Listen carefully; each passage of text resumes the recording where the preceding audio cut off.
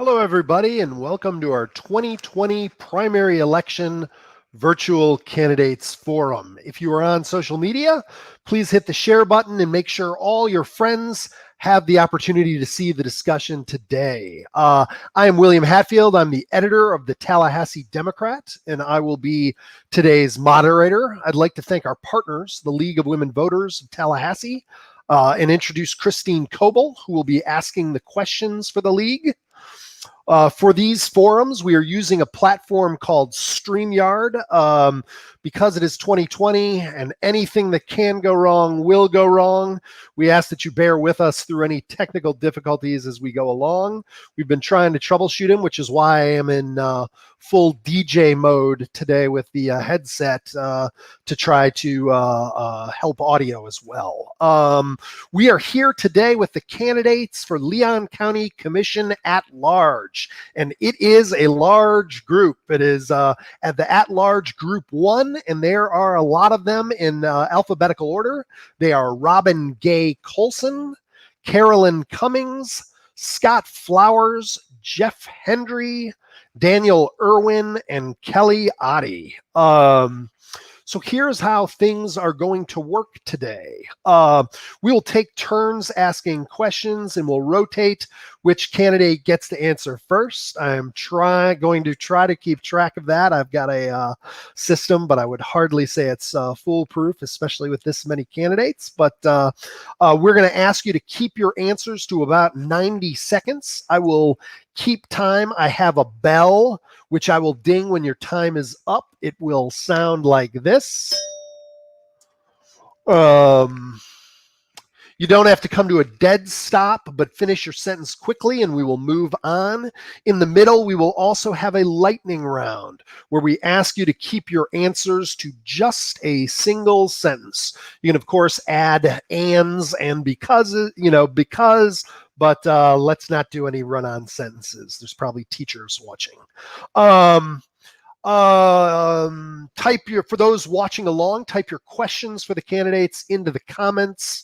The best chance you'll have for us to ask those questions is to keep them short, keep them polite, and ask something applicable to all 6 candidates.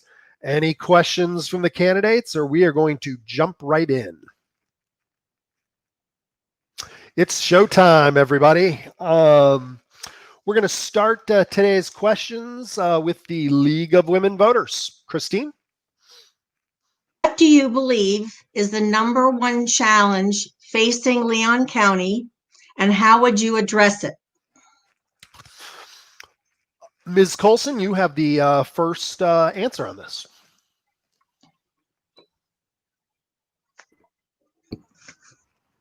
For me, I think the #1 challenge facing Leon County is really the eroding middle class. And I think the main reason we have that happening is because we have lack of good jobs. And when I say good jobs, I mean jobs that pay a living wage and jobs that offer benefits like healthcare, retirement, and sick leave. I think that's just a critical issue for us right now, and it's the main way that people can move themselves up into the middle class, and we just don't have enough of those right now. Jobs that pay minimum wage, jobs that pay under $13 are some of the fastest growing jobs in Leon County. I mean, jobs in the service industries, hospitality, healthcare services, and those are just not jobs that are really going to help people pull themselves up out of poverty or into the middle class. I think a second issue facing us is affordable homes, and I bring that up because I think it contributes to that big issue of that erosion of the middle class. Thank you. Ms. Cummings, you're up next. Yes, sir. Thank you for the question. I believe the most important issue facing Leon County right now is the COVID-19 pandemic and the effect that it has had on the entire community, the business community, individuals who have lost their jobs, businesses that have closed, on nonprofits, and the entire budgetary structure in the city and the county.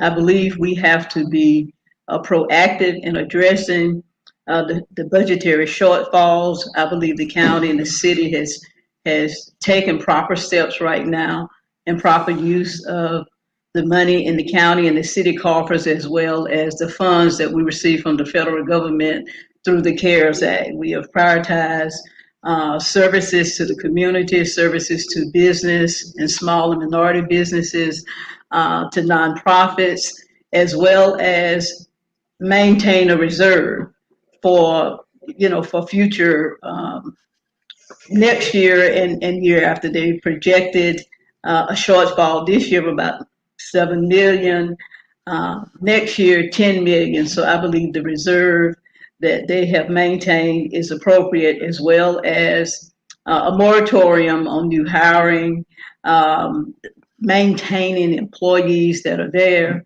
and just trying to make sure the overall citizens of Leon County are taken care of. So the pandemic, clearly, yes, sir. All right, Mr. Flowers, same question. Thank you, and thank you for hosting this forum for us. I agree, it's poverty and it is income disparity, and this virus has made it even more apparent. Our local governments have invested in the wrong things for too long. We've invested in development of hotels, development of student housing, development in the restaurant industry, and it's all service level, minimum wage type jobs. We don't have a strong economic base to grow the community on. And so that's what I would focus on. I think that's the problem with our crime. That's the problem with our affordable housing. That's the problem with our healthcare. It all boils down to that poverty level and the lack of good paying, sustainable jobs with good benefits. And I don't think it's a big jump to attract those jobs here. Tallahassee is a wonderful community with 2 huge universities.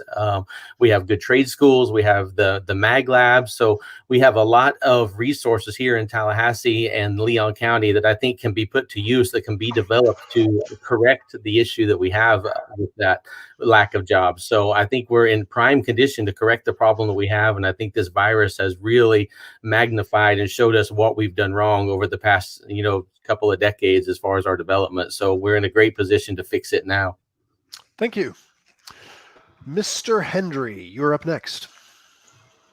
Thank you, William. I agree and echo that, obviously the most immediate issue we have is confronting the COVID-19 pandemic.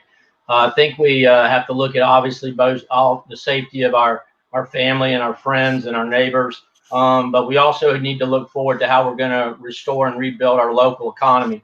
I think we need to look at triaging like we would do any critical issue, and that is, what are the things we have to do immediately? Well, immediately we have to definitely look forward to working directly with our small businesses, being in communication with them and support them in any way we can.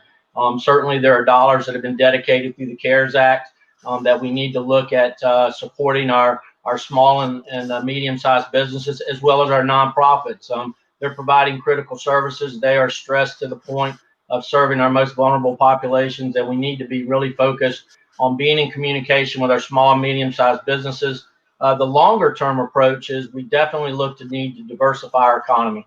I've said that message from the very beginning since I filed on October 1st.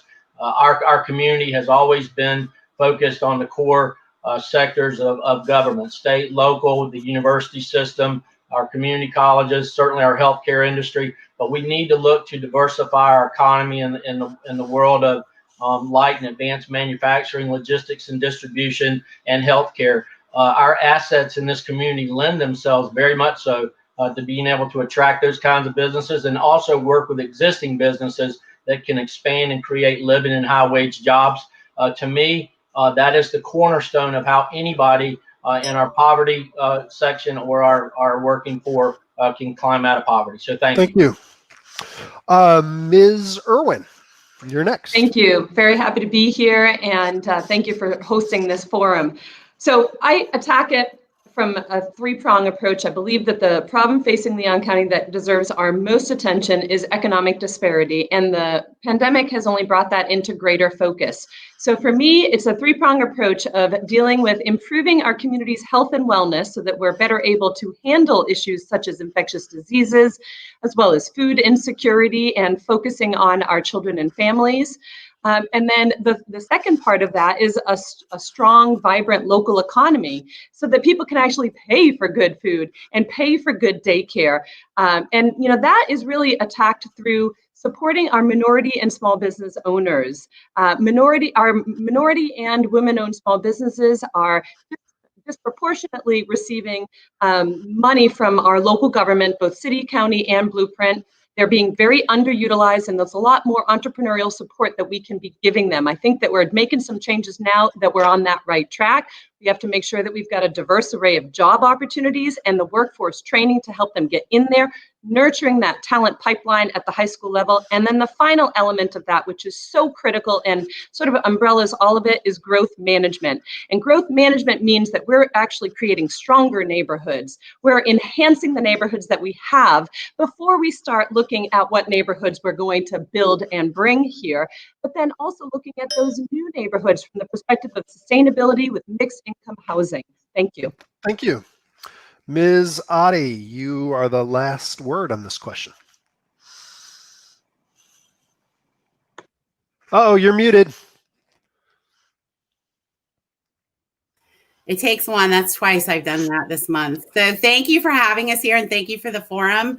I want to echo my opponents that I believe that the biggest issue facing Leon County is economic segregation, and it is being exacerbated by the COVID-19. So helping us deal with that really is both areas, both fixing what's going on with COVID-19 and also reducing economic segregation. I believe that way we do that is by supporting small businesses. They are the backbone of our community, and we need to make sure that they have what they need in order to be able to serve the community. That includes encouraging minority and women-owned startups, especially people who have permanently lost their jobs. The sole proprietorship may actually be the way to get them up and going again. We need to make sure that the county is contracting locally with as many organizations and businesses as possible. Everything from catering to construction really needs to be done locally. And we need to continue to partner with TCC and with Lively to make sure that we're offering high-paying trades jobs, and also look at people who are underemployed right now and make sure that they have an opportunity. I'd like to see nurse aides become welders. So thank you for this opportunity. Thank you. All right, we're going to stay with the coronavirus topic. We heard a couple or a few of the candidates reference that. We are obviously in unprecedented times. I'm interested in how y'all think tell me, kind of assess the joint city-county response to the coronavirus, and what one specific thing can we be doing better than what the county is currently doing relating to the coronavirus? We're just going to have 1 minute on this question, and we're going to start with Ms. Cummings. I believe the city and the county took appropriate action initially when they used funds to assist the businesses, especially the small minority businesses and just the business community when COVID-19 first devastated our community.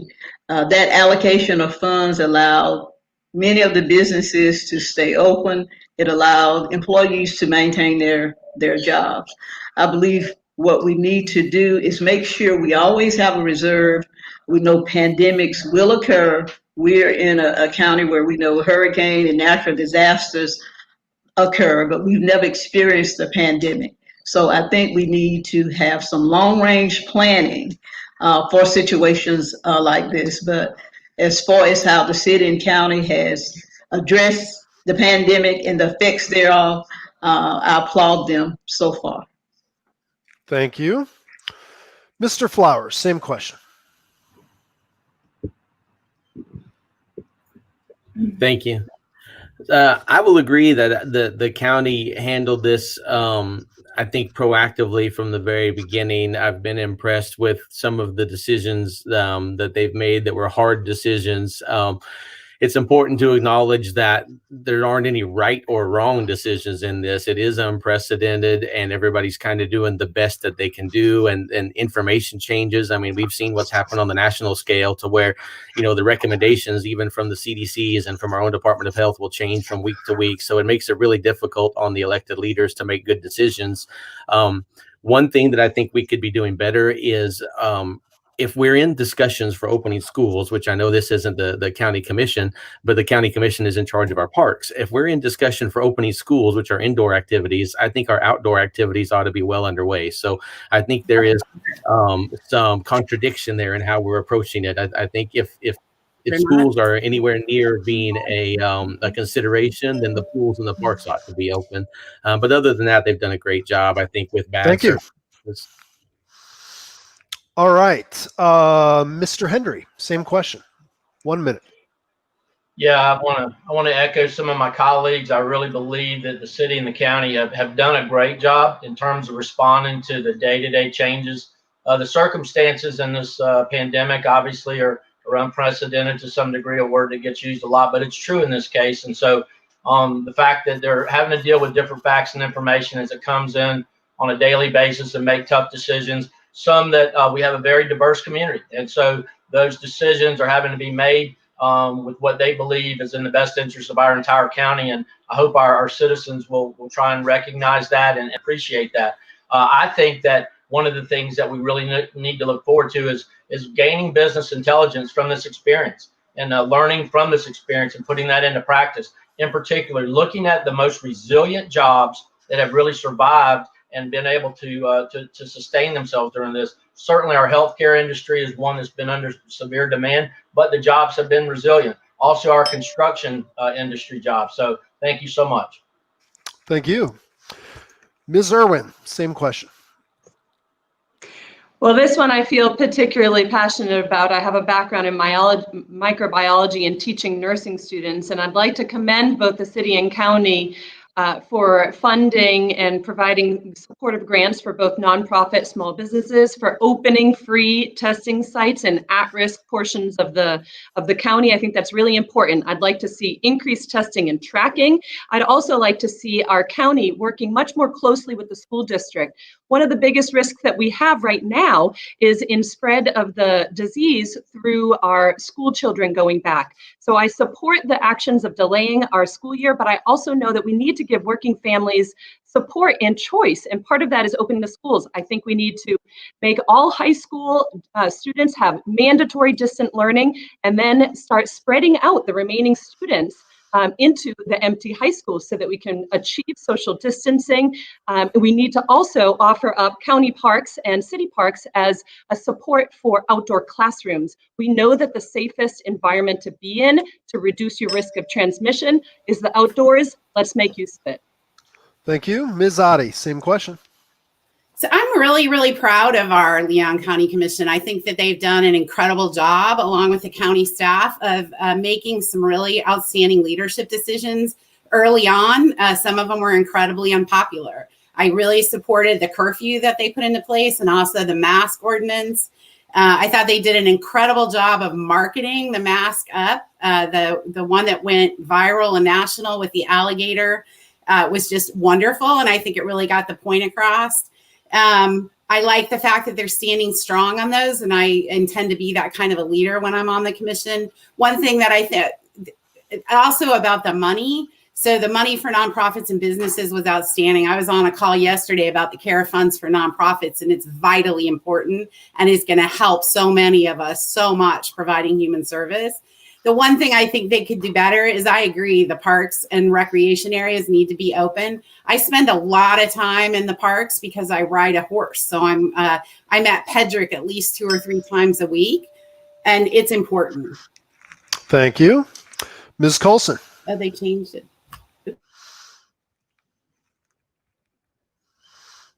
Oh, I think you're muted. Sorry, I think I clicked twice and turned it on and turned it off. I think I agree with my opponents. I think in general, I think the commission has done a really good job, like Kelly just said, providing the funding to the small businesses and the nonprofits that's so critical. I think one of the things going forward, if this continues, is we need to look at a way to get funding into the pockets of residents, so they can take care of their children, they can pay their rent, they can do whatever they have to do just to survive, and not lose their homes, or not lose their jobs because they're having to stay home and take care of their children. So whatever we can do to help them is really important. I think for me, the biggest thing is I'd really like to see much more focus on free internet. I think there's real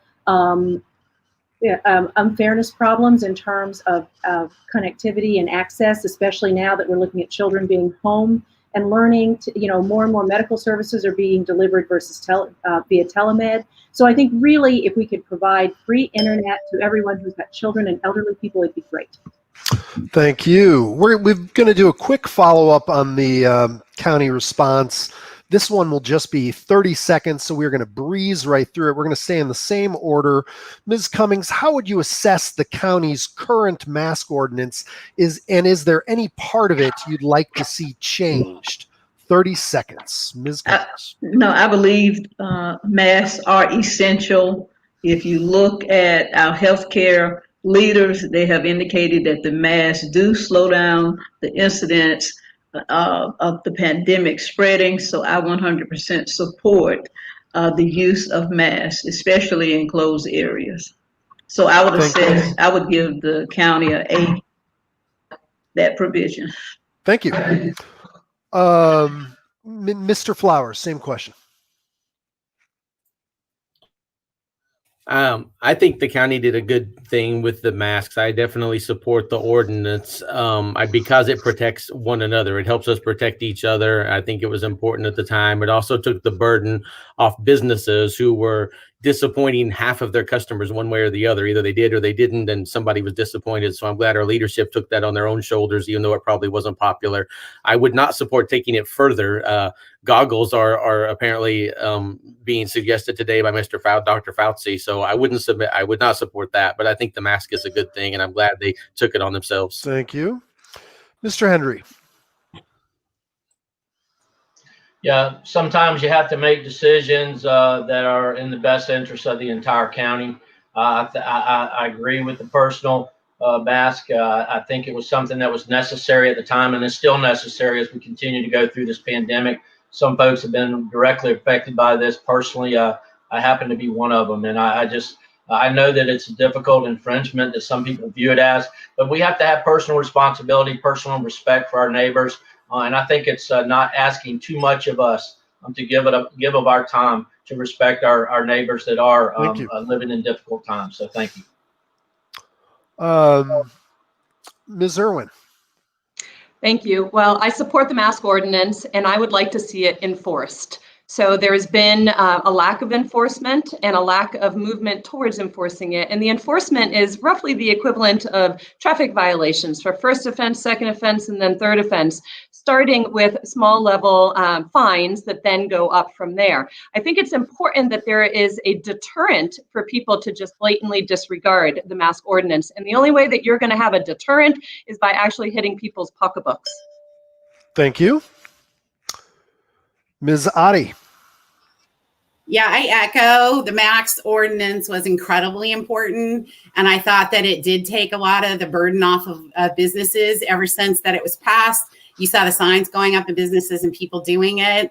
I worry about enforcing it just because I think that police and law enforcement are already taxed, but I agree that it would be good to have people held accountable who refuse to do it, but absolutely in support of what they did. Thank you.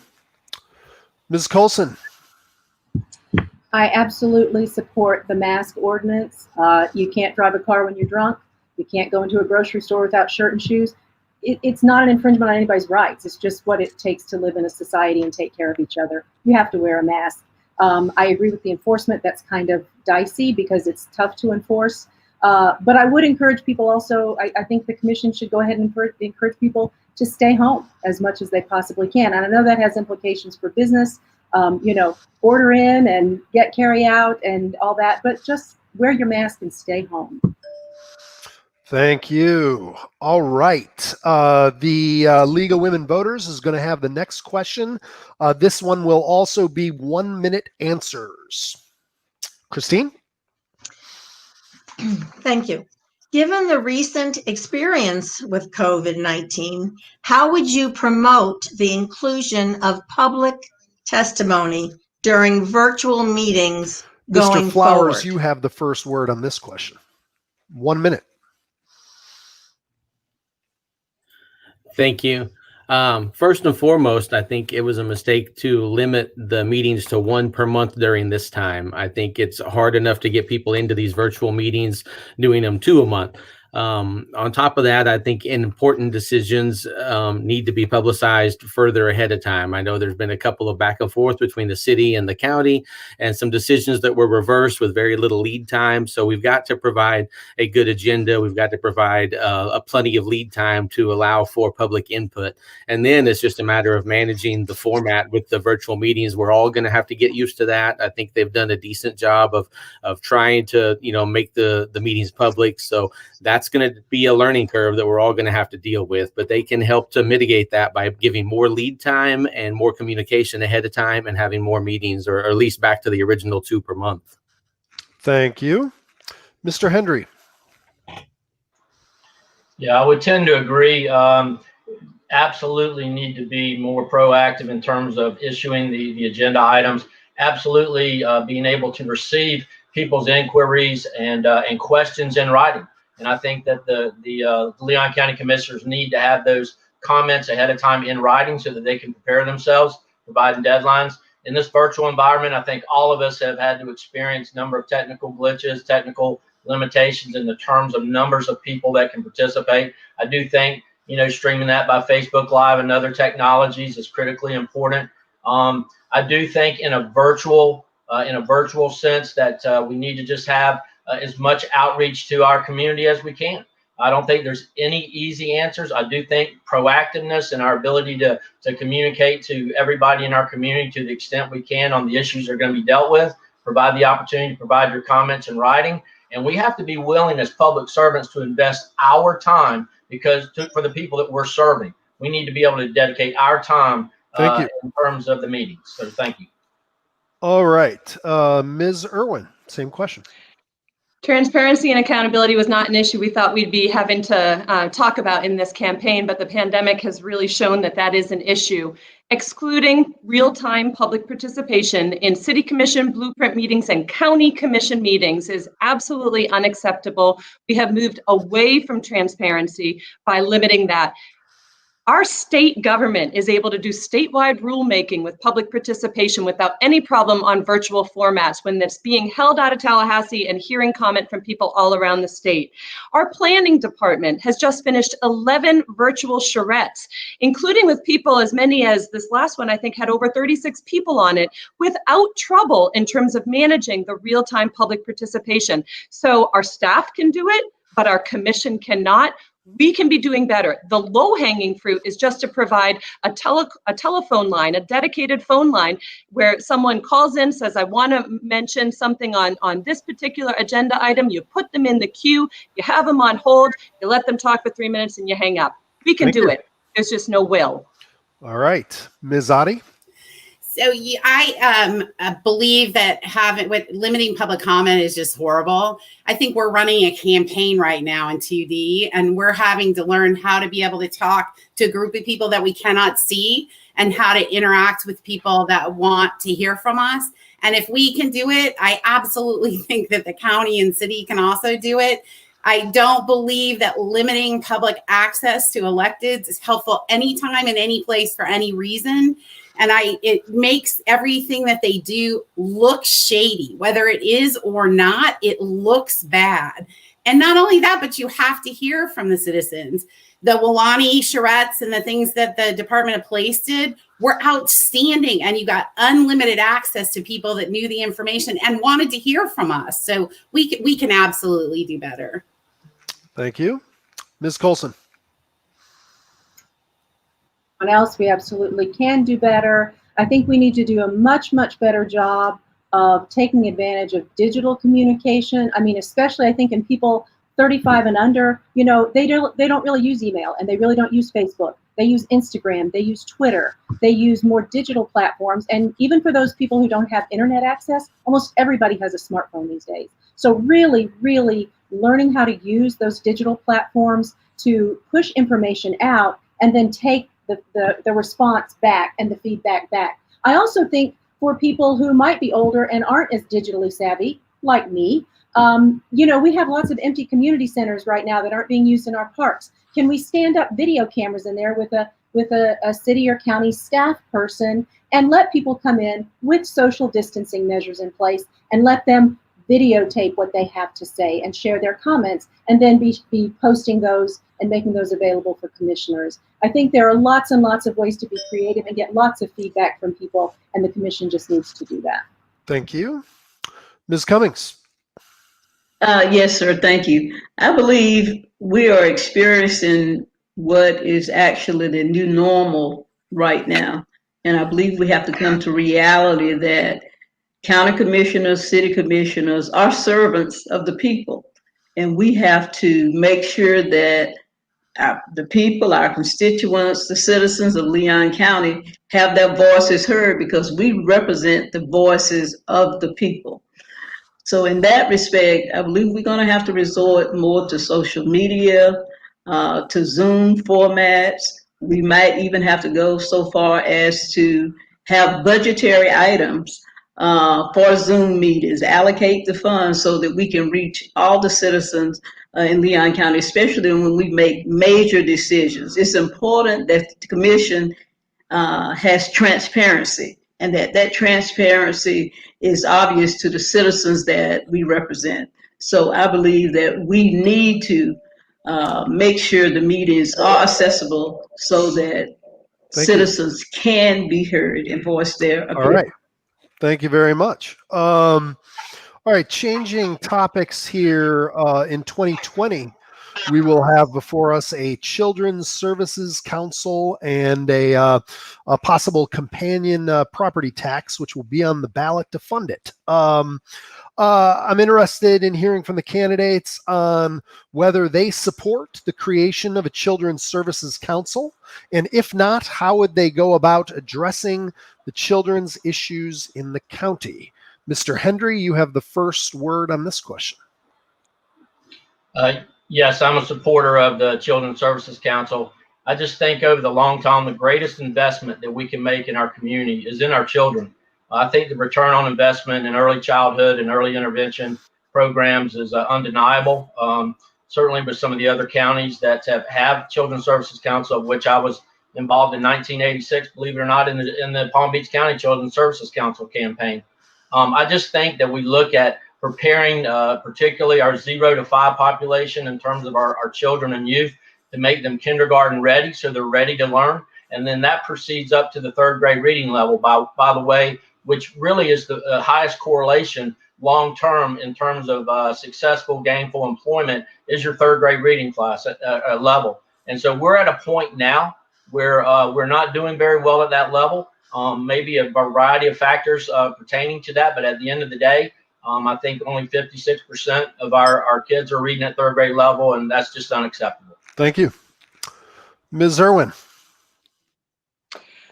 Well, I support the Children's Services Council, and I will be voting for it in November. I think that it is probably one of the easiest ways to make an investment today that is going to pay back dividends in the long term over and over. Yes, invest in our youth, that 0 to 5 age range. Hendry, I am on the same page with you as that. Kindergarten readiness is so important. We need to make sure that our children and families are healthy and stable. So that's food security, that's housing security, and these are things that the Children's Services Council can help with.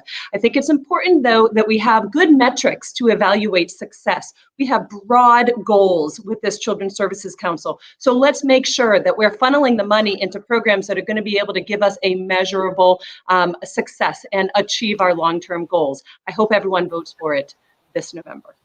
Thank you. Ms. Otte. Absolutely for it. In 2007, I was involved with a group that tried to get it started because we recognized that we are not doing enough for our kids. I've spent the last 9 years working with youth who are extraordinarily disadvantaged and have incredible barriers they have to overcome just to get to the same starting field as other people in this community. People are saying that we're spending more than enough on children's services now, and that is just absolutely not true. Our children are literally starving a mile or 2 miles from the Capitol. We have to do better. We have one of the highest juvenile crime rates in the state of Florida, and we have to do better. And not only that, but this is a tax that stays local, that we have 100% control of. So if we don't like what they do 10 years from now, we can vote it back out. But we absolutely need to do more. Thank you. Ms. Colson.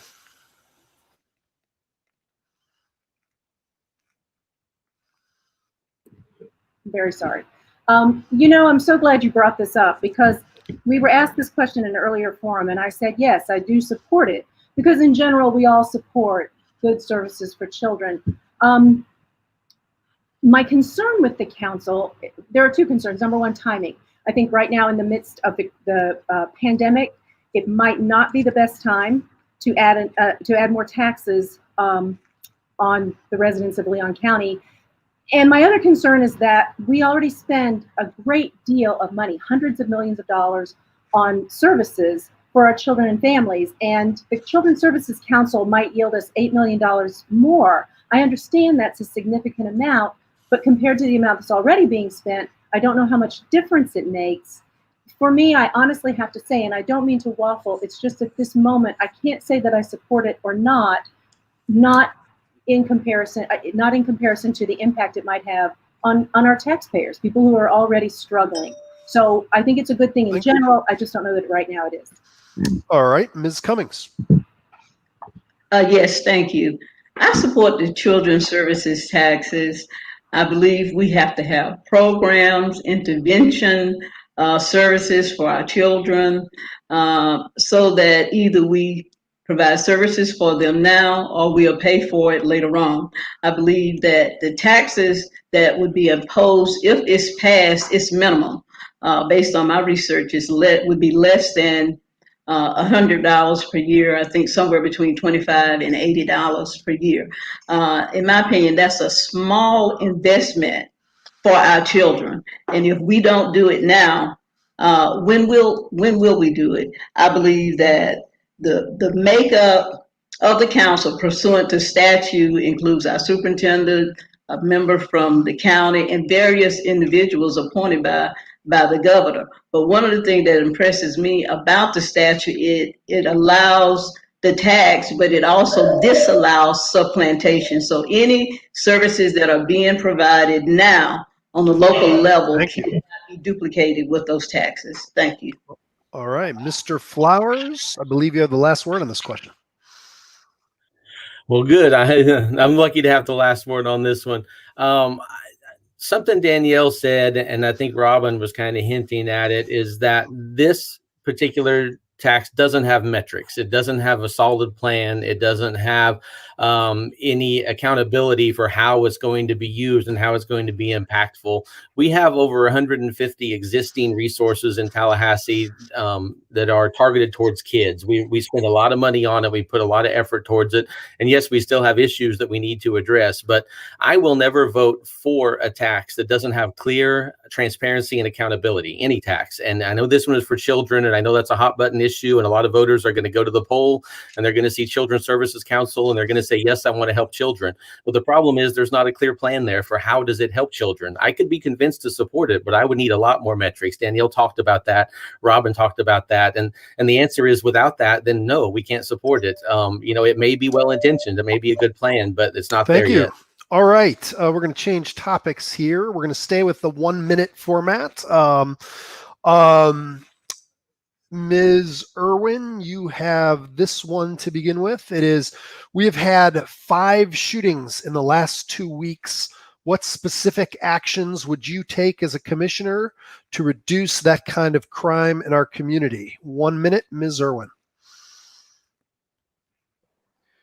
Well, it's important to remember that the county commissioners work with the constitutional office of the sheriff. And so making sure that that relationship is solid and productive with the community, and the community absolutely needs to be a part of the conversation, is important. But then also focusing on the social services that help reduce crime from sort of the side angles of increased job security, increased housing security, increased food security, and the programs that go along with that. So making sure that we are reducing crimes of opportunity and crimes of desperation. Desperation that often comes because of financial situations. We've already answered the question on economic disparity. And then crimes of opportunity, we need to take a responsibility for that as well, and make sure we lock our cars, and that we realize we're living in a city. It has a small town feel, and that's one of the things that I certainly love about Tallahassee, but it is a city and we're growing. So we need to be, making sure that we're reducing those crimes of opportunity. Thank you. Ms. Otte, same question. So everybody wants to be safe, and we deserve to be safe. But in the 1980s, we lost our way. We started incarcerating people at a rate because we believed that that was going to solve crime, and it has not solved crime. As a matter of fact, we now in the state of Florida lock up more people than a lot of small countries, which is just ridiculous. So locking them up doesn't work. What I would want to do is work with the sheriff to actually reallocate funding that he is currently using on non-criminal things, non-community policing things, and reallocate that to social services or to other organizations in the community that have the expertise to keep people out of jail. I would also want to fund organizations like the Promise Keepers, which can go in and prevent crime before it happens, and Refire that puts people back to work after they've been incarcerated. But we have lost our way, and it is going to take something big and bold to actually change things. Thank you. Thank you. Ms. Colson, same question. I absolutely agree that defunding is not the answer, but really looking at a reappropriation. There's a program in Oregon right now, it's called Cahoots, and I heard about it on the radio a few weeks ago, and I've done some reading up on it, and it's really just this great program where when 911 calls come in, if those calls seem to have a real behavioral aspect to them, people are in crisis, people are in trouble, domestic violence cases, they will send out a team, and it's usually got a medic and a social worker, and they can take a police officer with them if they want to. But it really takes the police officers out of those situations that can escalate very quickly. People who are having mental health crises or breakdowns and having real challenges that police may not necessarily have the extensive training they need to respond to those effectively. And so really taking those cases and taking that burden off of our already overworked police officers, and really trying to take a more interventionist approach and social work approach than a police approach. Thank you. I believe we are now on Ms. Cummings. The rising crime rate is certainly one of the major issues that I'd like to address as a commissioner.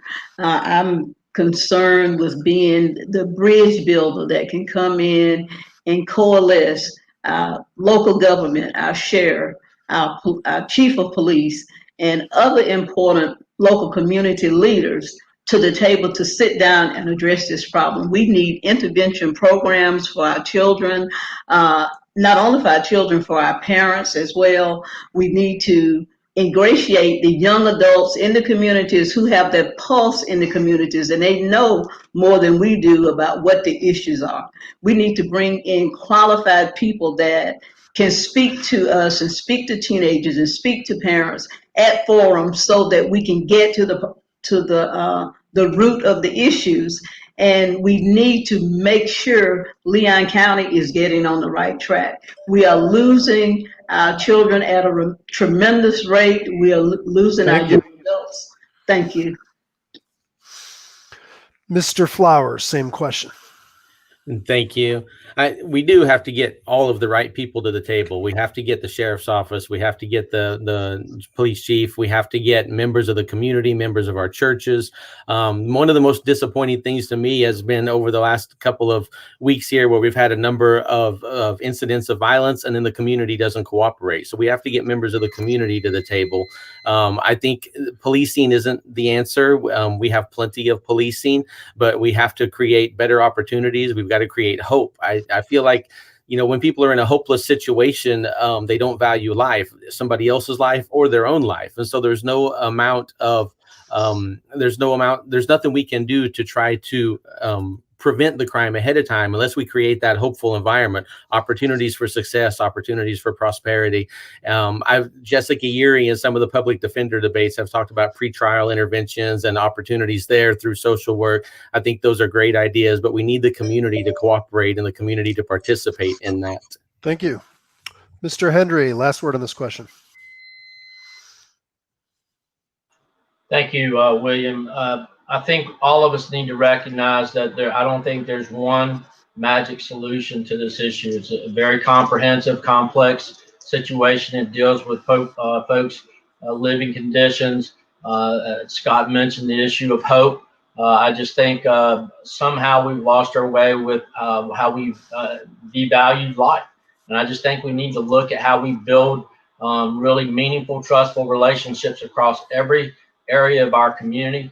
We certainly need to sit down with the great leadership of Sheriff Walt McNeil and talk to him about what he sees as some of the best investments we can make immediately as well as over the long term. But have the folks, the real folks that are dealing with this on a day in and day basis, sit down with us, talk about their frustrations and what they think would be most helpful to them. I would lastly say, I think this is highly tied to a lot of folks' economic outlook, how they can look to get a meaningful living, high wage job. And that can go a long way in minimizing and also mitigating violent crime over the course of our community. Thank you. So thank you. All right, we're going to shift over to the League of Women Voters next for a question. The answer on this one will be a 30-second answer. Christine? Thank you. This question comes from the League's forum partner, the Urban League. What types of new businesses would you advocate for our citizens as a county commissioners, and how would you go about it? And we are starting this question with Ms. Otte. So Black women comprise the fastest growing entrepreneurial segment of our community and are getting the least amount of both investment dollars and attention. So that is absolutely where I'd go. I would figure out what we need to do to help women who are trying to build wealth, to support their families, and whatever we could do, I would absolutely work with them to get that done. Thank you. Ms. Colson. I absolutely support bringing in clean manufacturing companies. That is my number one issue and my primary area of focus. I think those are the jobs that pay a good living wage. They pay benefits like health care. To look at who asked the question. Christine did. What's that? Ms. Colson, I'm sorry. We must have been getting... That's all right. So that is my primary area of focus, and I would do that by working with organizations like JEPS, the North Florida Economic Development Council. I would work with the local chamber. I would work with CareerSource. There are a variety of organizations that are focused on these same issues. I just don't think they focused on manufacturing before, and I think that's critical for us because that offers jobs for people at all skill levels, and it creates disposable income so people can actually patronize the many small businesses we have. So I just think clean manufacturing is the way we need to go to build the solid economic base that we need in Leon County. Thank you. All right, Ms. Cummings, you're next. Yes, I too believe we need to be more proactive in strengthening our small and minority business owners, including Black women business owners. But I would also advocate for us to be proactive into bringing business and industry in that would pay a livable wage to our citizens who are, uneducated. I did a research and study indicates that assembly line workers earn between $40,000 and $45,000 per Thank year. you. So okay, thank you. All right, Mr. Flowers, same question. Well, I think Mr. Hendry mentioned earlier diversified. I don't think there's one particular type of industry we need, but it needs to be living wage jobs. It needs to be warehousing jobs, tech jobs, manufacturing jobs. We've got to be able to have a diversified outlook for the different types of jobs to match the different types of talents we have here. We also need to foster the entrepreneurial spirit here in Tallahassee. We do have a lot of startup businesses, and we need to support them and help them be successful over the long term. So we create local jobs through that. I think we've got a resource of talent here we're not using. Thank you. Mr. Hendry, same question. A lot of folks have mentioned the North Florida Economic Development Partnership. That's been my life for 11 years. Bottom line is this is all about workforce talent development. The number one factor in attracting new businesses into a community is the talent pool that you have, and can you sustain that over the course of its life. Also, the strategic investment into in the community, into those projects that are going to actually yield living and high wage jobs. We've got to use the business intelligence that we have gotten through this pandemic, as well as that is already out there in public source, in terms of the types of businesses with our assets that match up and align with those, so that we can recruit those businesses. But we also have to work with the existing businesses that have a lot of potential. All right. Ms. Irwin, I believe you have the last word on this question.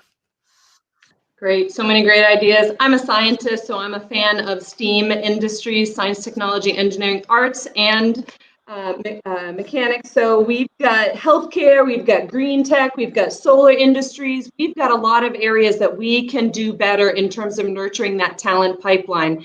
That means making sure that we've got good mentors and programs in the high schools so that they know that they've got options if they're college bound or if they're not college bound. We need to work with our institutes of higher learning, such as FSU and FAMU and TCC, and partner with them in terms of making sure that we do have that talent pipeline being nurtured here in our own institutes, and that we're enhancing the quality of life so they want to stay. We're going to now shift over to a question from our audience, and it's a good one. It's going to be a 30-second answer on this as well. Congratulations, you have just received a $1 million grant for a project of your choosing at the county level. What are you going to use it on? We're going to start with Ms. Colson on this one.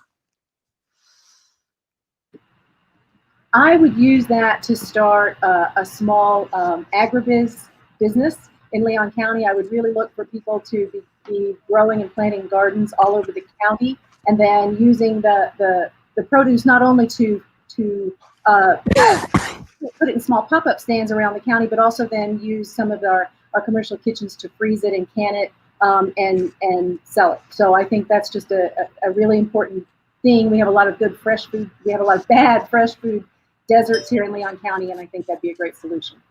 Thank you. Ms. Cummings. Yes, I would use it to address a lot of the disparities that I like to address as a county commissioner, disparities in affordable health care and in affordable housing. And I would use it to bring together and coalesce individuals to address social justice and, of course, the high crime rate. I would use another portion of it to incentivize business and industry, and primarily some assembly line type business that would be a good steward of the environment in Leon County, so that we can give people jobs so that they can earn a livable wage. Mr. Flowers, same question.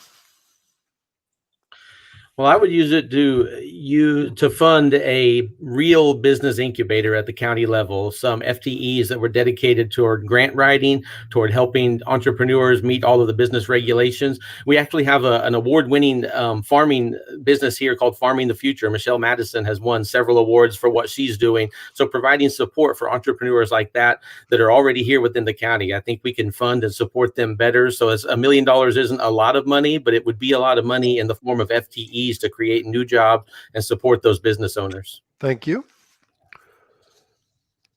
Mr. Hendry. Yeah, I would use that $1 million, one, to try to leverage it to bring down additional dollars from the federal or state to reinstitute our Future Builders of America chapters within each of our high schools. and also work closely with a lot of our businesses to start apprenticeships for real world on-the-job training and on-the-job experiences. These businesses are in demand for those kinds of jobs. They pay great living and high-wage jobs, and we've got to get back to opening our youth's eyes that these are viable careers with business ownership opportunities in the future, and those businesses are all over Leon County. You see their vans and their trucks driving all around. Thank you. Ms. Irwin. I would use $1 million to really support the entrepreneurs, and particularly minority and women-owned, and particularly those are also in our high schools, so that they realize that they've got as an option. Funding programs such as Women Wednesdays, which really reaches out to women business owners and entrepreneurs to offer that common voice of support. Working with our 3 chambers to make sure that we've got a program with a strong curriculum on marketing matters, on client management matters, on financial matters associated with being a business owner, and supporting our junior achievement. Thank you. Ms. Otte.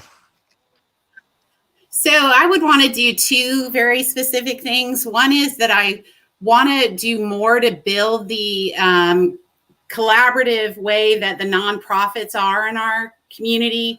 Nonprofits are 1 out of every 10 workers. For every dollar that a nonprofit brings into our county, it generates $4 additional dollars. They are an economic force and very underutilized. They're also very scattered. Their funding is done differently.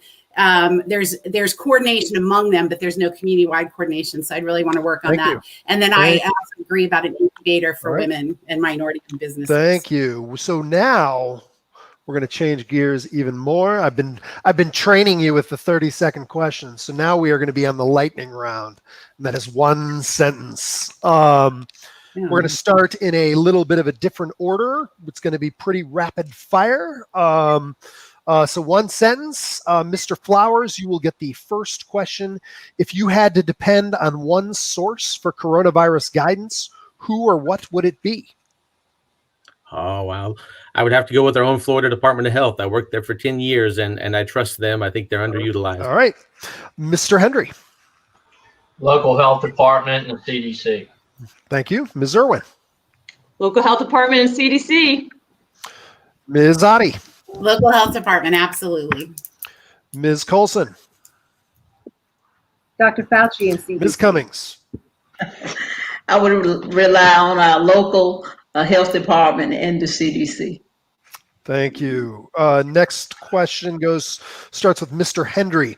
Do you think schools should open on August 31st? And this may be a hypothetical for some of you, maybe not.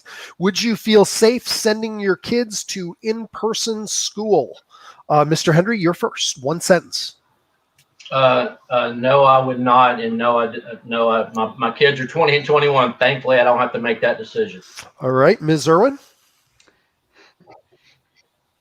I have a 5-year-old and I do not feel safe sending him to kindergarten, but I do think that we need to work to make the schools safe, and we need to get creative and do it as a team, as a community. Thank you. Ms. Otte. We have to open them at some level. There are children being hurt in their houses. They need to come to safety. Thank you. Ms. Colson.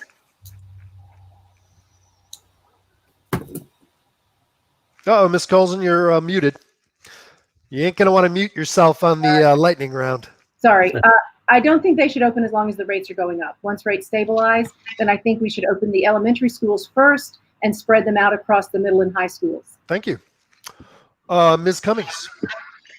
We have had a spike in Florida the last 2 weeks, and I would not feel safe in sending my son to school right now. So I am not in favor. Mr. Flowers. I feel safe for my kids and they want to go back to school, but I worry for our teachers and administrators, and I don't think we're ready. As long as we're having these virtual meetings, then we're not ready to have kids in school. All right. Next lightning round question starts with Ms. Irwin. Should the county be back under a curfew? Ms. Irwin. I would support a curfew. I believe that our most at-risk population is our young adults, and they are going out in mass, in groups. Thank you. Ms. Otte. Yes. Thank you. Ms. Colson. I do not support a curfew. Ms. Cummings. I would support a curfew in the interest of our older and vulnerable citizens. Thank you. And Mr. younger. Flowers. No, I did not support a curfew. I don't see how it's helpful. Mr. Hendry. Yes, I would, because I think we have a targeted population that needs the protection. Thank you. Ms. Otte, you have the next lightning round question. What grade would you give the county's current lobbying ordinance and why? Probably a B. I like the idea of making it more clear who's a lobbyist and who's an advocate. I think it can get a little blurry. Thank you. Ms. Colson. I agree with Kelly. I think it just needs to be clarified more and be more specific and be followed. Thank you. Ms. Cummings. I believe the ordinance needs a little bit more transparency Thank and you. clarity. Mr. Flowers. Yeah, I agree with Ms. Cummings. I'd give it a C+ because I think it needs to be communicated to the public better. Mr. Hendry. Yeah, absolutely. It's not asking too much for anybody that comes in that's trying to I think lobbying is a very clear thing. If you're there to influence a vote, then you need to be registered. Ms. Irwin. I support our ordinance. I believe there's always room for improvement, though, so we need to keep constant focus on it. Thank you. And I've added some of the questions from Facebook into the lightning round that included the curfew question. So thank you for that. Ms. Colson, you have the next question. Are there any limits who you will accept campaign contributions from?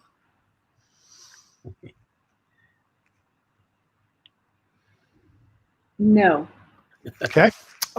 Ms. Cummings. If you mean in the amount, it's already limited, but from individuals and sources, yes, there are. I think I would have some limits depending on the sources. Absolutely. Okay. What kind of sources would you have limits on? Well, if it's from an illegal source, a source that I cannot trace, I would have some concern. Okay. Mr. Flowers. I have a feeling this is kind of bouncing off of what's going on in the city commission race and the bundling. So the answer is no. I would accept donations within the legal bounds from anybody, but that doesn't provide any extra access that a regular citizen wouldn't have to me. I'm all about accessibility. Thank you, Mr. Hendry. No, and not. It's everybody's God-given right to be able to contribute to a campaign. This is about personal integrity and honoring the public trust. And if you're going to be influenced by a $250 or $25 contribution, you got larger problems than what the question is. Thank you, Ms. Irwin. I encourage everyone and anyone to donate to my campaign. It does not mean you've bought a vote. Thank you, Ms. Otte.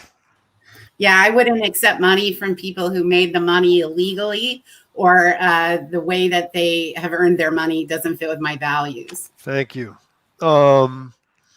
And I think I worked my way through there. Moving on to the next lightning round question. How many county commission meetings have you been to or spoken at?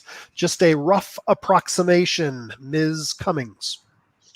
I've spoken at probably less than 5 county commission meetings advocating for certain, for the county to vote, for the commission to vote in favor of certain issues before the commission. Mr. Flowers? I've attended 1 in person, 2 virtual during this campaign. Never spoken at one. Thank you. Mr. Hendry? Spoken at a few over the years, attended a number in person and observation. I will share with you through the NFEDP. I've attended hundreds and made presentations to hundreds of different county commissions around the state. Thank you, Mr. Irwin, or Ms. Irwin, I'm sorry. Go and do quickly. I have attended almost every county commission meeting this year and last year and have spoken at numerous of them. In fact, I have to withhold speaking at all of them. Thank you. Yeah. Ms. Otte. I've been attending county commission meetings for 25 years, so easily I've probably spoken in front of them 65 times. Thank you, Ms. Colson. I've attended probably 5 to 7 over the years, and I've spoken at none. Thank you. All right, the next lightning round question is for Mr. Flowers. Is it time to consider consolidation of the city and county? 1 sentence. Well, it's always time to consider every possibility. So I think that's going to become more and more prevalent in the future, but I'm open to all considerations. Thank you. Mr. Hendry. I'd say no. Our electorate has voted it down 4 times, and each time it's gone down at a different rate and a worse rate. I do not support consolidation. Thank you. Ms. Irwin. I believe that we have to stay open to functional consolidation, such as what we've done with our planning department and our dispatch. Thank you. Ms. Otte. I 100% agree with Danielle. That's exactly what I feel. Thank you. Ms. Colson. I agree. It's time for consolidation, not only of our commissions, but probably also of our sheriff and police departments. Ms. Cummings. I don't believe this is the time in the midst of this pandemic for us to consider foundation. However, as a commissioner, I would be open to considering in the future and listening to concerns of the citizens. All right, we are cruising right along. Mr. Hendry, you have the next lightning round question. Name one county ordinance or policy that should be immediately repealed. Mr. Hendry, 1 sentence. Wow. I don't have a specific ordinance. I would tell you that I really think that we need to maintain the flexibility to look at all those that would inhibit small business and those kinds of things. So I don't have a specific ordinance in mind. All right. They've done a good job. Ms. Irwin. Well, it's not repeal, but it's certainly strengthen. I would look at that to the fertilizer ordinance, and we'll get an opportunity as a community here in September. Thank you. Ms. Otte. I don't have any that I think need to be immediately repealed, but there are some new ones that I'd like to work on. Ms. Colson. I think I don't have any in particular. Those that might contribute to driving up the costs of development and make affordable housing prohibitive. Those would be my initial focus. Ms. Cummings.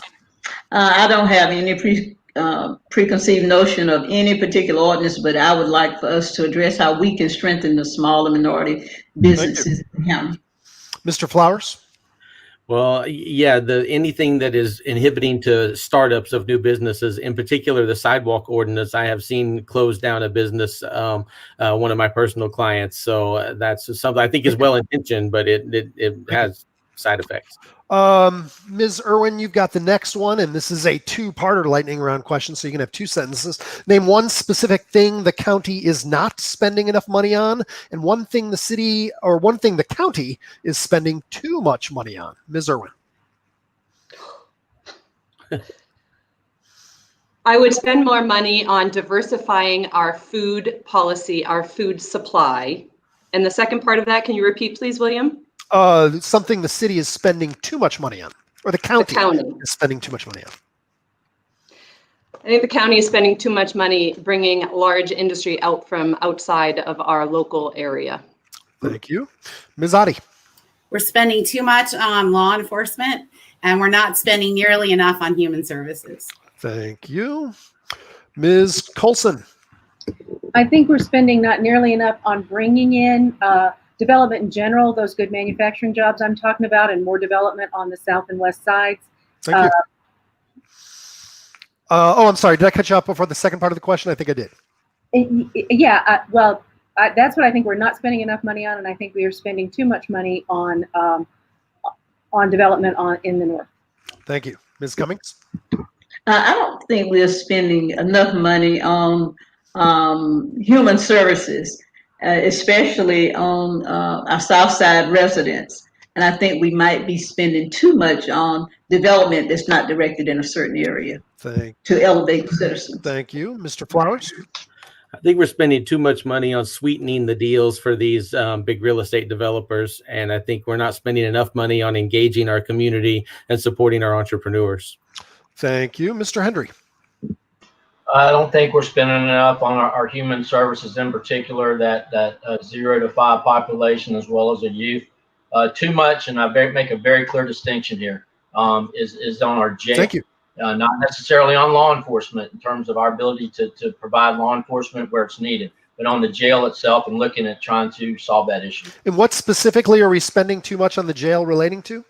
I think we built a jail that was built around detention, as opposed to literally a jail that's to house violent criminals. And we've got an overcapacity issue, and one that's only going to climb larger. And so we need to look at that very closely. Okay. Ms. Otte, you've got the next one. We're coming to the end of the lightning round. I only got 3 more to go. Do you support the decriminalization and or legalization of marijuana? Ms. Otte. Absolutely. I think it's clogged up our criminal justice system. I don't see any difference between marijuana and people drinking. Thank you. Ms. Colson. Absolutely. I agree with Kelly. Ms. Cummings. Yes, I support the decriminalization of marijuana. We have too many individuals that are incarcerated, right now who have been criminalized just because of simply use. Mr. Flowers. Yes, and it needs to be made retroactive so that we're not decriminalizing it now and still punishing previous offenses. Thank you. Mr. Hendry. I think we need to be very sensitive to how the federal government defines that as well in terms of decriminalization. But yes, we have to absolutely need more diversion programs to reduce the incarceration rate for those of what I would consider to be relatively minor incidences. Thank you. Ms. Irwin. Without a doubt, it destroys people's lives when they get incarcerated for these infractions. So yes, we need to decriminalize it and legalize it. Thank you. Ms. Colson, you have the next lightning round question. What is the biggest thing you have done in the community to make the county a better place to live? Single biggest thing. Ms. Colson.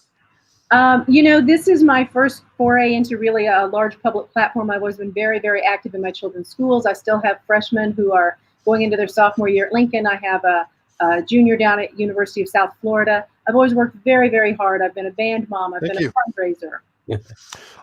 Ms. Cummings.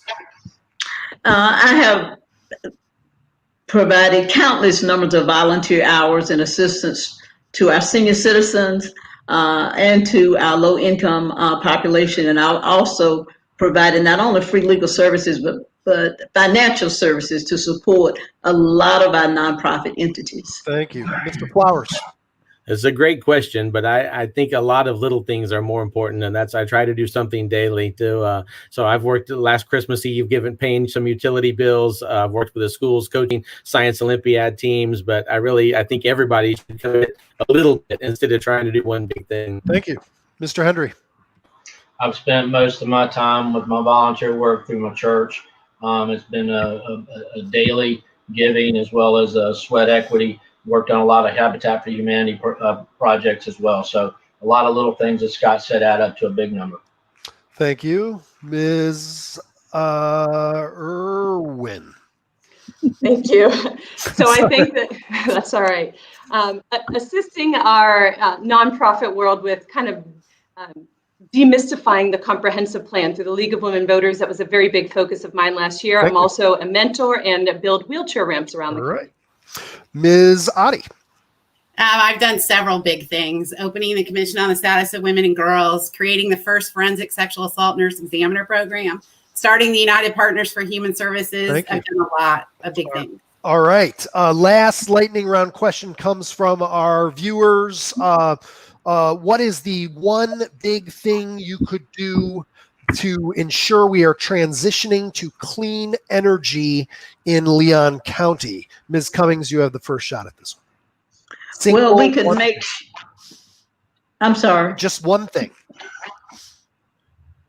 We could make sure our comprehensive plan is enforced. Thank you. Mr. Flowers. This falls on the city, but I think we can work with the city utilities to expand their grant program for insulation and solar and net metering and incentivize the public at large to be able to contribute. Thank you. Mr. Hendry. As a commissioner, the single most thing is to be intentional about your policy. And if that's a priority, you'll make it a priority, and exactly working cooperatively with the city to make sure we're all on the same page. Thank you. Ms. Irwin. Bring my 20 years of environmental management experience to make sure that climate resiliency is a part of every county commission decision. Thank you. Ms. Otte. We need to increase the county's, the funding for the county's PACE program, which works with weatherization and energy efficiency. Thank you. Ms. Colson.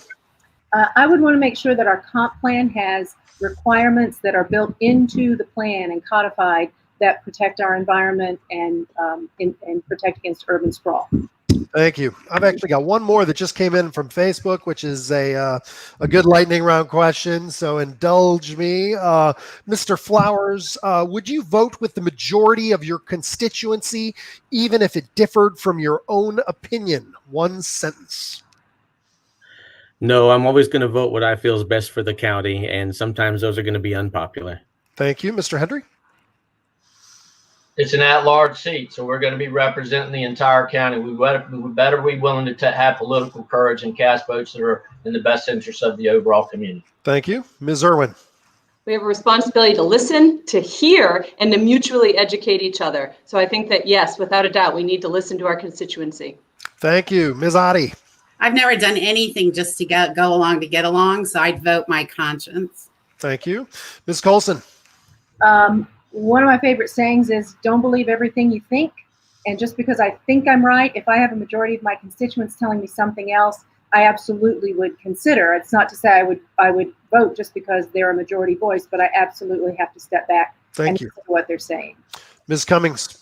I would vote what's in the best interest of my constituents. And if that is in support, fine. If not, I would always vote in support of what the voters want. Thank you. All right, you guys made it through the lightning round, and we actually maintained order doing it. Thank you. We are now shifting back to normal questions. We're in the home stretch here, about 15 minutes to go. The League of Women Voters has a couple questions that they're going to be asking, and then we'll move on to closing arguments. Christine, you want to get us going? Sure. This question comes from the League's forum partner, the Alliance for Tallahassee Neighborhoods. What do you think the county should do to encourage walking, cycling, and mass transit within the multimodal transportation district that includes the Midtown, Downtown, Frenchtown, and this and is Southside? A 1-minute question, and we'll start with you, Ms. Cummings. I believe that the county and the city have made allowances for these type improvements through Blueprint 2000. They have allocated 27 areas where the Blueprint money will be used. And that includes improving sidewalks, improving certain areas in the county. So I believe they could utilize Blueprint funds to do that and make walking, exercise, and make it more attractive to citizens and safer as well. Thank you. Mr. Flowers. Well, I think we've done a great job to this point with bike lanes and sidewalks, especially in the Midtown and downtown areas, Frenchtown areas. The bus service and mass transit, I think we have a big gap there. We don't have bus service to the airport. We don't have bus service to the industrial park. So I think we can improve those areas that will support job creation at the same time. I also think that maybe I'm not smart enough to use the bike lanes, but we have a lot of pedestrian accidents involving vehicles and bicycles. So we've got to look at that. You know, I've tried to ride my bike, and again, maybe I'm not smart enough to use the bike lanes, but seems like there's some very dangerous areas there. So I think we can improve the way those are utilized and make it safer for the pedestrians. Thank you. Mr. Hendry. Yeah, I think the county's and the city have done a great job with regard to encouraging pedestrian and cycling. Certainly in majors investments in bike lanes and so forth. The premise of your question is the one that I want to really focus on. And we've got to be focused on encouraging that countywide to the extent we can. We've got to expand back out towards the outside the Midtown area, maybe encourage that in a lot of neighborhoods and a lot of areas that are underserved at this current time. Thank you. Ms. Irwin. Thank you. I think that we need to make sure our Greenways master plan is fully funded and implemented. We need to practice some traffic calming measures, complete streets, and shifting over to more of a pedestrian-oriented street design, especially at intersections. The first time that I lived here, for the first 2 years that I lived here, I did not own a car and I rode my bike everywhere, and I did get hit on my bike in an intersection. We need to focus priority on sidewalks, not just in the urban core, but in the outskirts of our county as well. And within the urban core, increase density, focusing on infill, but doing it in close partnership with the neighborhoods, because those neighborhoods are threatened with infill and increased density. So we need to make sure that they are a critical part of the discussion with architectural controls and collaboration with this transition. I believe also we need to look at providing more shades for our sidewalks so that we're addressing the heat of the day. Thank you. Ms. Otte. Uh-oh, you're muted. At Pace, we had a girl come to school with a knife in her bag because she was scared to walk from the bus to her house because there were no sidewalks or lighting on her street. And I think that's reprehensible. So I think we need to go to the basics and make sure that every neighbor in our county has an ability to access homes and transportation in a safe way. I'm also just really confused. I understand the reason for it, but in a philosophy, I do not understand why the bus system doesn't go to all corners of Leon County. I think it's imperative to actually be able to give people equal opportunity and equal access to things that other people can do in their cars. So the bus system is an imperative, and repairing and putting in sidewalks for people so they're safe are imperative. Thank you. Ms. Colson. I agree with the other candidates on those very specific and immediate improvements like sidewalks and streetlights.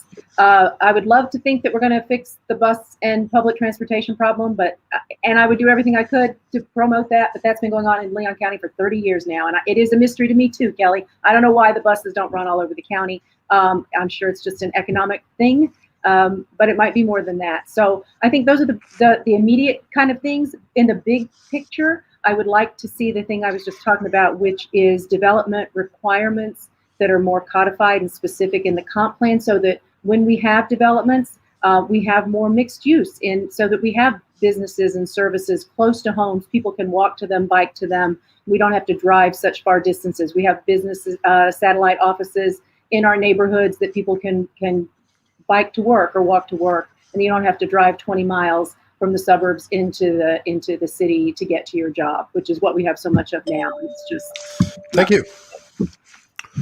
Have we run through everybody on that one? I believe we have. The last question before closing time is also coming from the League of Women Voters.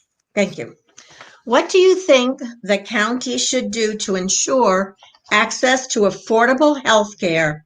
And do you support continued funding for the county's primary health care program of $1.8 million that serves the uninsured? And this is a 1-minute question as well, and we're starting with you, Mr. Flowers.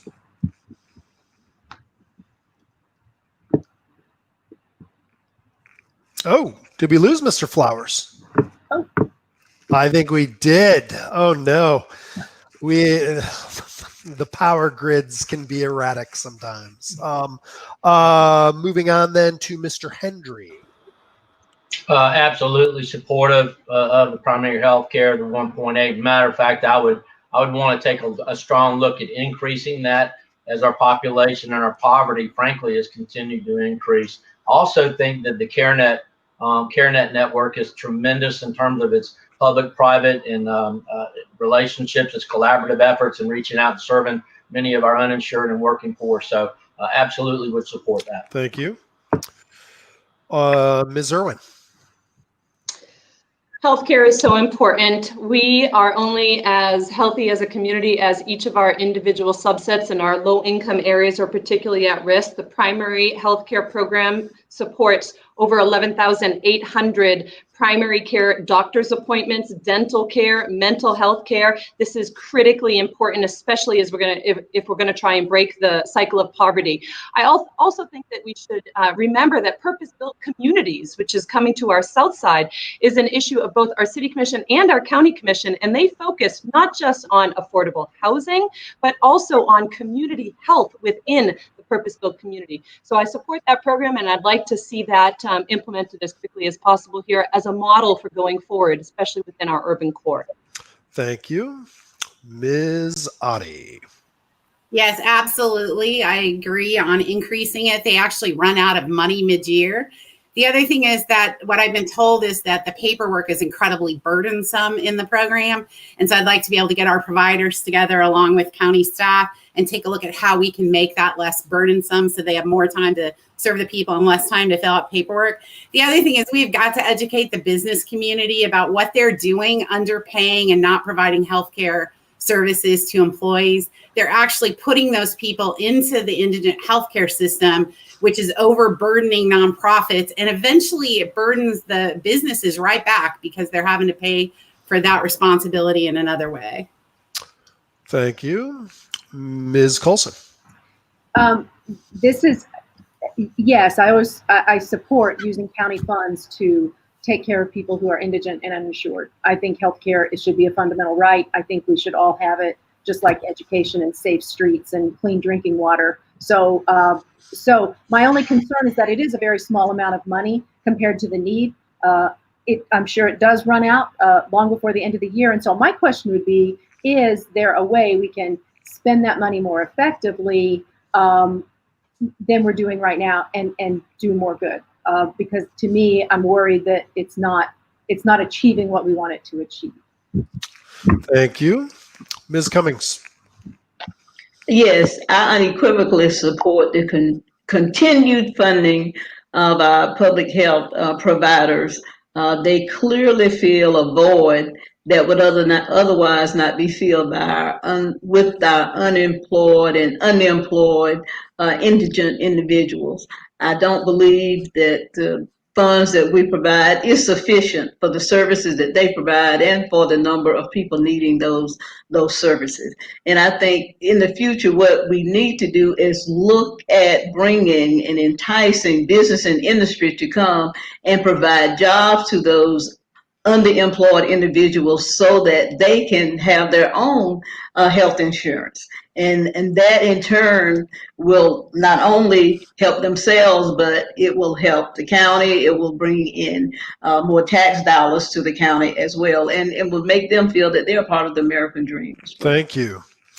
All right, we are now moving on to closing time. You guys made it. This will be a minute and 30 seconds where you can talk directly to voters. Feel free to share your website so they can learn more. And we're going to start with Mr. Hendry on the closing. Well, thank you, William, for hosting this. Before I forget, I'd like to encourage you to go to jeffhendry.com, very detailed on my priorities, my personal life, and my deep roots in this community. I think my work experience for over 30 years working with local governments across the state of Florida, cities, counties, and school districts, analyzing their budgets, being very immersed in planning and zoning issues related to economic development and community development are very, very important. But most importantly, I think with the North Florida Economic Development Partnership, I have been very involved in leading a region that has recruited 1,400 new private sector jobs, over $265 million in private capital investment, and secured over $120 million in infrastructure investments, as well as workforce development training. My most important thing that I want to make sure that the community hears is that I will serve this county with unconditional integrity, regardless of the personal or political consequences of my votes. I'll be engaged and informed on every single issue that I vote on, and I promise to serve you with humility and honor the public trust that this office requires and demands. And I encourage you to vote for Jeff Hendry on August the 18th. Thank you. Thank you. Ms. Irwin. Great, thank you. So I'm the only scientist in the race right now, and I bring 20 years of environmental management and sustainable development experience, both with the private sector, about 12 years, and the public sector, about 8 years. That's with the Florida Department of Environmental Protection.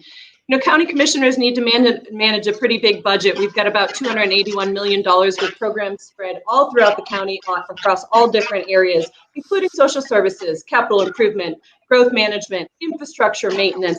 These are things that fall within my wheelhouse.